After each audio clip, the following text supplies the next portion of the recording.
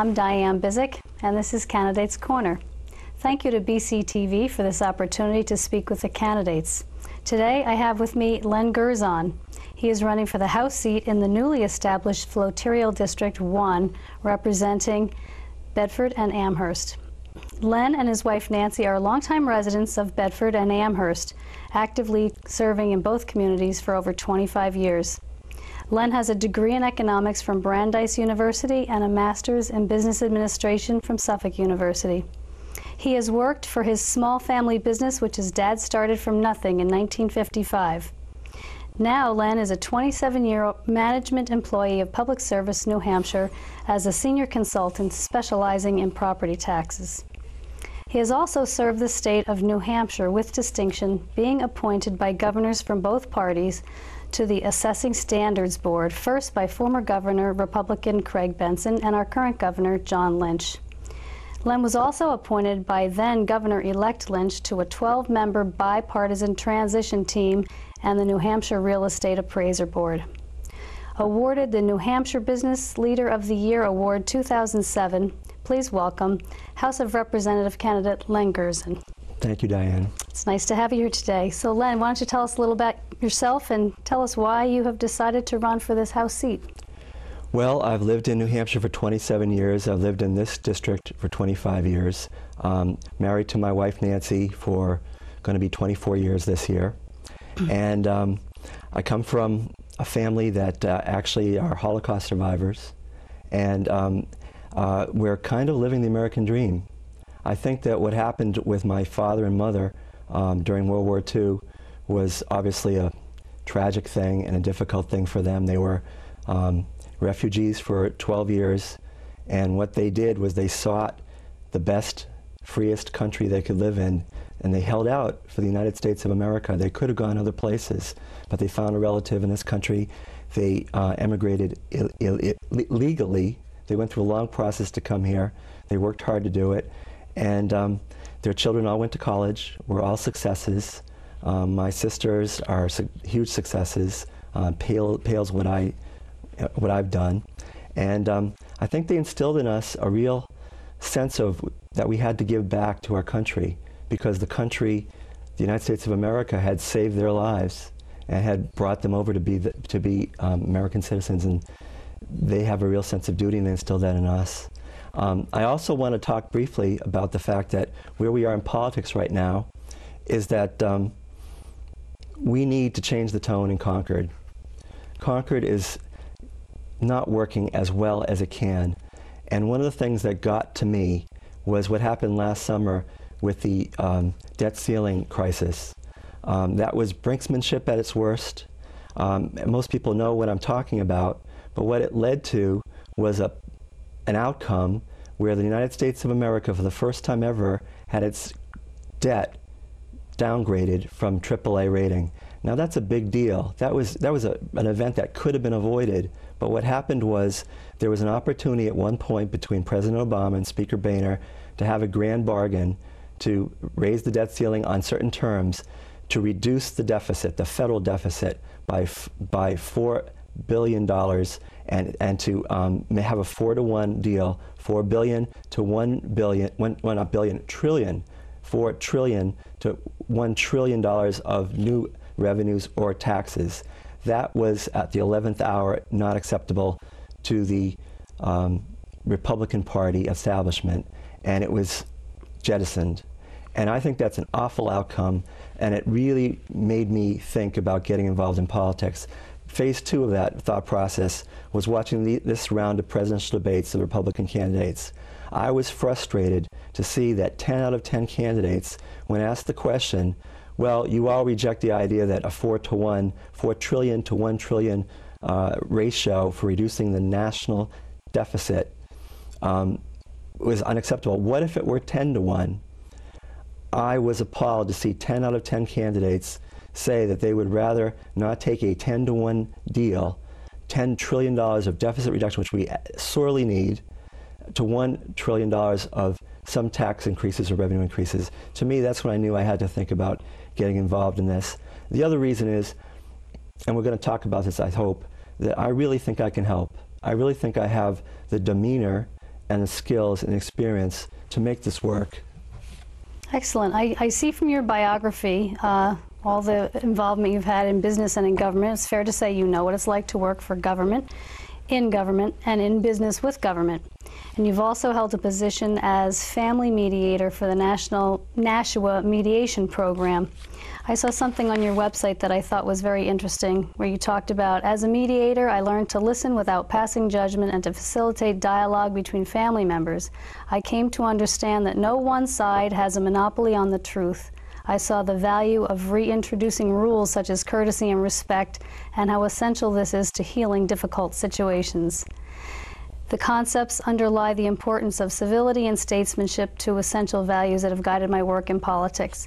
So I think that I understand where you're coming from when you say that you feel you have what could be helpful in this situation.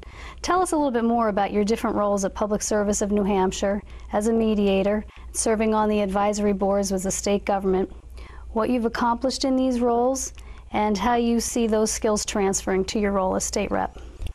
Well, I'm a lucky guy. I work for a terrific company. I'm in charge of their property tax function here in New Hampshire. PSNH is a subsidiary of Northeast Utilities, and Northeast Utilities now happens to be the largest taxpayer in all of New England. So it's a big task.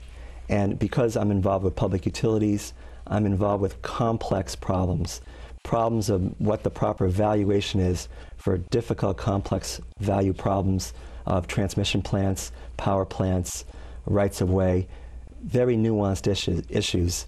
And I actually, I'm kind of shameful to say this, but my career is all about suing towns and highlighting where the conflict is, and then really trying to focus on working together with the towns, and sometimes the state of New Hampshire, by the way, and solving the conflict, and making sure that the customers of PSNH pay the lowest, fairest amount of taxes, and that we don't, and the fairest is important to PSNH, is important to me.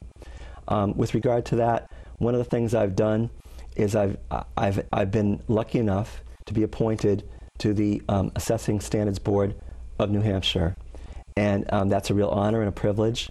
I actually helped to create that board in the course of trying to correct what's wrong with the property tax in New Hampshire. In 1999, there was a massively important decision to all of New Hampshire called the Sorrell decision.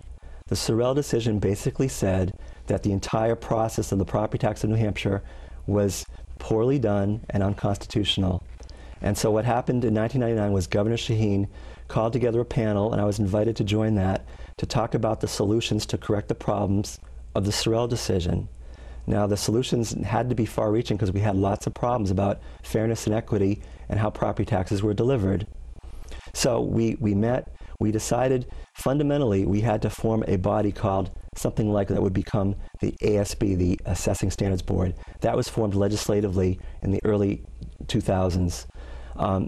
That was the kind of thing we had to do. Along the way, we realized that fundamentally we had to reform government. We had to take what was then the Department of Revenue Administration and take it out of its role, hard to believe, but its role at the time was not to oversee the quality of tax assessors and how they proceeded. It was in competition with private industry. Government was in competition with private industry, and they were bidding for revaluation contracts for cities and towns to hire them out. That was fundamentally wrong and was creating bad outcomes and poor practices that needed to be addressed. So I threw myself into that work. One of the things I wanted to show you for a little bit of show and tell was, along the way, I rose up through the ranks in the organization. I had peers vote me to be vice chairman. They voted me to write a project, to write the very first ever manual for taxpayers, for selectmen and boards of assessors. And the manual is simply stated, Understanding New Hampshire Property Taxes, the official New Hampshire Assessing Reference Manual. I'm very proud of this because this was a collaboration with the top assessing talent in the state. They chose me to lead them. I was the editor-in-chief, and it was a huge success. We rolled it out in 2008 across the state, and I was just pleased that we offered a new tool to the tax-paying community to make their process of filing tax appeals clearer, filing exemptions clearer, going for lower taxes clearer, making sure that the assessments were more equitable. So these are the kinds of things I'm really pleased to begin to talk to you about some of the opportunities I've had working for PSNH. Great. Well, with the continuing pressure on property taxes, do you support the New Hampshire Advantage, and how would you protect it, if so? I absolutely support the New Hampshire Advantage. New Hampshire Advantage typically is understood to be about having no sales tax and no income tax. I get that. That really resonates with a lot of businesses and individuals who choose to live here. We need to preserve that. We need to preserve that as long as we possibly can. But the real solution to solving the New Hampshire Advantage and the problems we face is to make sure that we grow our economy. Growing our economy, and there's a lot of ways to do this, involves many things, and we can talk about that, but that will keep at bay the need. If you increase the size of the pie, you'll have more pie to distribute. You won't have to raise other kinds of taxes. You'll have revenue to meet the needs of the people, to deliver essential services, and we'll talk about that, I think. And that's what I'm working for and working toward. Great. Let me ask you, why do you think you were nominated or appointed, being named New Hampshire Business Leader of the Year in 2007? What do you think accounted for that? Well, I thought about that issue because when it happened, I was humbled. I didn't know what to make of it. I am a humble person. I'm the kind of person who works behind the scenes to make sure everybody works better and we get things done. I try to identify what the end goal is, what the means to get to the end goal are, and get everybody to look at the facts, to talk to one another, to draw out every bit of benefit we get from a group process and making sure that we get things done as groups. And so along those lines, I've been pretty busy. I've really done a lot because I don't have children, Nancy and I don't have children, and I have this very strong sense of personal obligation and duty to my community. It's Why don't you name some of the things that you were involved in at the time of your selection for that award? Well, at the time of that selection of the award, which is around 2007, I was at that time chairing and completing the construction of the Peabody Mill Environmental Center. This was a project that I was very passionate about, a group of us were. It was the first of its kind in New Hampshire, public-private partnership to build an environmental center that would also serve as a day camp in the summer for our kids in Amherst and in the region, and would also teach environmental science. We had a vision. Our vision was if we built this absolutely green building, and we did build an absolutely green building with geothermal energy and a steel roof and sustainable materials, we would create an example and have a 5,200 square foot setting to have a resource for our local school departments. I actually convened meetings with the Bedford school superintendent, the Amherst school superintendent, the Milford school superintendent to talk about science curriculum. And we had discussions. They haven't gone that far at that time, at the point in time in 2007, but we had a vision and it still could work. And I still think it can work. Science in the field is very important to what I think New Hampshire has to get behind to produce the best outcomes for the families of New Hampshire. You've served on the There were other things too. Chamber of Commerce. I'm looking for my notes here. Sauhegan Valley Chamber of Commerce. What did you do in that role? I was a member of the board of directors. Obviously, for a Chamber of Commerce, it's very important to understand how that works. You're working for small businesses, medium businesses, and large businesses, honestly. And the motto of a chamber like ours is to buy local and to make sure that people have a reason to buy into the concept of supporting local merchants and businesses. That means a lot to me for a lot of reasons. But what we wanted to do was we wanted to show our chamber could be better, could be different. We set out to go about creating strategic partnerships with all the school districts to bring in kids and educators to all of our events to highlight their achievements and their accomplishments. We also brought in the veterans community. We targeted the fact that we were at war at that time, we're still at war now, and that veterans families, National Guardsmen and others, men and women, were suffering, and there weren't enough services being delivered in New Hampshire. Our first partner was with the Easter Seals program, and then we moved on to Harbor Homes in Nashua as a partner to serve veterans' needs. And do you think it was hard to get patriotic businessmen and women to donate items, services, big things to this cause when it was raising funds for veterans and also helping out in the financial function of the Chamber. It was not hard. This has been a huge success. I've been involved in it now going on the 6th year. And it was one of my brainchilds. I think I have a lot of other credit to share with other people. That's the way I operate. But we've raised well over $100,000 for veterans and their families to help them transition back into civilian life. I believe men and women of service, men and women of valor, we need to stand with those people. We need to stand with those people. We need to stand with our police, our fire, all of our first responders. Those are my core values. Well, that's certainly a nice example of supporting the troops, so thank you very much for that. And it highlights what they're doing, because so much of the war is plainly out of our sight. We don't focus on it enough, how we get to live our free lives, because people are making, and families, not just the men and women, but the families are making huge sacrifices on our behalf. That doesn't sit well with me. I want to get busy and do something about that kind of thing. Great. And basically, to answer your question another way, I just really try to make groups work better. And I think that's my leadership. My leadership is to make sure when I'm there, my task is to make everyone around me better. That's what I try to go for. Great. Let me ask you about when you served on Governor Lynch's transition team. You were tasked with performing zero-based budget analysis for several departments and systems, including the New Hampshire Department of Education, the Vocational Technical College System, the New Hampshire Lottery, the Liquor Commission, and the Christa McAuliffe Planetarium. Could you explain zero-based budgeting method and how this experience applies to the current budgeting issues in New Hampshire and how it might be helpful? Well, when Governor Lynch took office, his obligation as a new governor was to produce a budget within 2 months, sometime in the February timeframe, to propose to the legislature. And he was a novice. He was a businessman. He understood finances tremendously well, and he had an idea that we have to start with a clean slate of paper. We have to look at every single function, and I was with those 5 functions that you mentioned. By the way, my partner in my particular team was Mark Connolly. Mark Connolly, Republican state rep in Bedford years ago, was a colleague of mine and a friend. So we had to do the zero-based budget analysis. We had to set up meetings, reports, analyses, and then negotiations as to what it was, line by line, that was justifiable to keep into the budget for the Department of Ed, the Planetarium, Liquor Commission, Lottery Commission, Folk Ed. It was long, it was hard, it wasn't in my field of expertise, but I was game. I was honored to be selected. I still get kind of chilled about it when I thought that I was one of the 12. And when I look at the other people in the 12, I'm truly humbled for the opportunity to serve the state in that unique way. And, you know, we had conversations with the governor. I really had no connection to the governor before that. He picked me out of just knowing of me. And by the way, when I was appointed to the Assessing Standards Board that I referred to earlier, I was appointed by his opponent.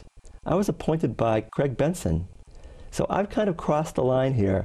I've been a person of interest in a lot of communities, and I've worked for a lot of different constituents. I'm very much involved in chambers of commerce. We might get to that. I'm very much involved with the BIA, Business Industry Association. But I was truly honored to just be able to serve in that unique way and get Governor Lynch started on a truly bipartisan approach to government. Well, we are going to be running out of time. We've got an awful lot to talk about. Well, let's get back to the campaign, and I'd like to say that you are also running against a former representative from the district of Merrimack County, District 5, representing Henniker, Representative Lori Sanborn. She was elected in 2010 to represent Henniker. She has recently moved to Bedford and is now seeking this House seat for the newly formed Floterial District, Bedford and Amherst. As you stated on your website, you and your wife have a lot of experience here in Bedford serving the community, and I wonder what you think that your experiences here does to provide a grounded sense of what the community is looking for. Well, my interest living in this community was to pick where I wanted to plunk my money down, where I wanted to buy a house. Bedford was the place for me to live. There was really no question about it. It had everything I wanted. I really wanted to get involved with this community. I love the look of it. I love the people. I love the fact that it was affordable to me. Its property taxes were actually quite affordable then. They're still relatively good now compared to other towns.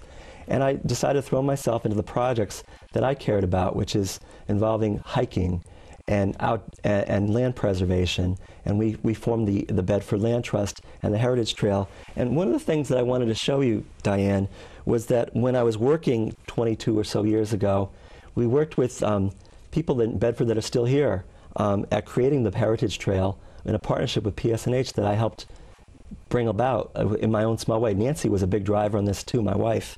And I actually, this morning, in preparing for this interview, I went in deep into my non-digital file of photographs, and I just wanted to look at these pictures. This first picture is me with Roy Stewart. I think a lot of people know who Roy Stewart is. We worked really closely with Roy. He was a good guy to work with. We can work with everybody when we have the goal in mind. We wanted to build a great trail, and it was a heritage trail that spanned many, many miles and throughout the area. This is me pressing apple cider with him and our friend Marty Capodice. This is my wife Nancy with Roy, again working the cider. And this is my colleague, Earl Legacy. Earl Legacy was a vice president of PSNH, and many people remember him because he was for many years the town moderator of Bedford. And after he finished his career at PSNH, he actually decided he would jump into the political arena and he would run for the State House. And I really hope to follow in his footsteps. I hope the people of Bedford and Amherst realize that we are good people at PSNH. We have a lot to offer. We have very strong business sense, how to get things done, how to move people forward. And Earl was a good friend of mine. He helped make that happen, and I think I understand from just talking, I've been away from Bedford for a while, that there's a park, a legacy park named after him. Right. Very fitting, very appropriate. Well, let's get to some of the legislative issues that have gone on this past session, and we'll take a look at the legislative record of Representative Sanborn. She's new to Bedford. For clarity, I'll speak briefly on the different bills and then ask you to comment on them so that you can share your views about certain issues. Happy to. Representative Sanborn says she's a proud supporter of the Second Amendment, and she says she doesn't go overboard on this stuff in her BCT interview. Do you support the Second Amendment? I would beg to differ. I think she does go overboard on the Second Amendment issues. I think that what she has done has been a real proponent for every aspect of the possibilities of gun ownership. And I do support the Second Amendment. I happen to support all the Bill of Rights and all of the amendments because that's our law and that's how we work. The Second Amendment is important to me for a number of reasons, because I view it as important to make sure that families in their homes are protected in the case of home invasion, burglary, that kind of thing. And I'm appalled by that kind of thing. So, and I want to say to you that I support the use of deadly force, guns if need be, to defend a family, a loved one, a wife, a child, in one's home. Well, she voted for Senate Bill 88, which is an expansion of the deadly use of force, and that is to apply in any public space. It could, street corners, shopping malls. Would you have voted for that? No, ma'am. I think that is a misapplication of what we're trying to do with the Second Amendment. The Second Amendment, as I stated, involves personal protection and sports. And I see that as pretty much defined. What she is talking about is the expansion of vigilantism.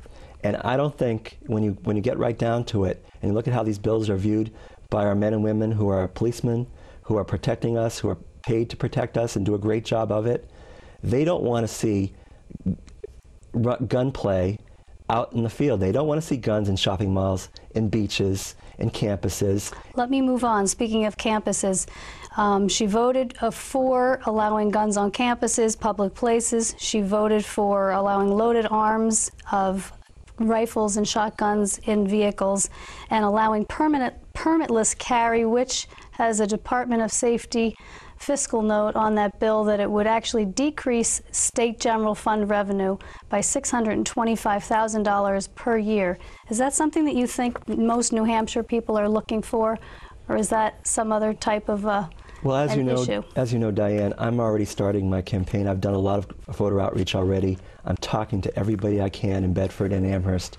I'm really trying to talk to as many Republicans, if not more, than independents and Democrats. And I'm getting the lowdown on how they really feel about this issue. And I'm not hearing it. I'm hearing that they're telling me that the gun issue is somebody else's issue. It comes from another place. It might in fact be this particular leadership's issue coming from another place. And the people of Bedford are not really interested terribly in that issue as being the first focal point. But I might remind you that one of my other indignations is the first official act of this particular group in the House was to restore a 40-year ban on allowing guns in the State House. That was the first thing that they did. We're running out of time, and I'm sure guns is not your only issue. No, I wanted to ask you about some big one that happened in this town. And speaking of outside influences, the Cato Institute and the Alliance for the Separation of School and State consulted on this legislation, which was House Bill 1607, which Representative Sanborn voted for initially, and she did. It was the bill that would allow for business tax credits. This has passed, and it's now a law in our state, which basically will defund education. She also voted to outlaw the IB program in New Hampshire, and also to reduce the Department of Education standards to the minimum required, and slashing through goals such as abolishing illiteracy and the New Hampshire education standards. Would you please comment on where you stand on education, how you would represent the town of Bedford? In order to get our economy going, we need a great skilled workforce where education is the #1 issue we have to address. We need highly skilled workers. We need opportunities for young people to get an education and to use New Hampshire as a magnet to be a place where you can raise your kids where they get a world-class education. These bills, I would not support any of them. I think they're all in the wrong direction. I've been listening to the voters in Bedford and the voters in Amherst. This is extremism. Would you please speak to what the ultimate effect of that voucher bill, the scholarship, school choice bill is? What effect does that have on? Well, fundamentally, any kind of voucher system undermines public education because it takes money away from the greater pool of monies. And it also takes away and puts pressure on the property tax to go up when you take money out of it to put into this particular scholarship program, which I view as bad legislation, even though it has passed, ill-advised, and something I would actively try to reverse. Excellent.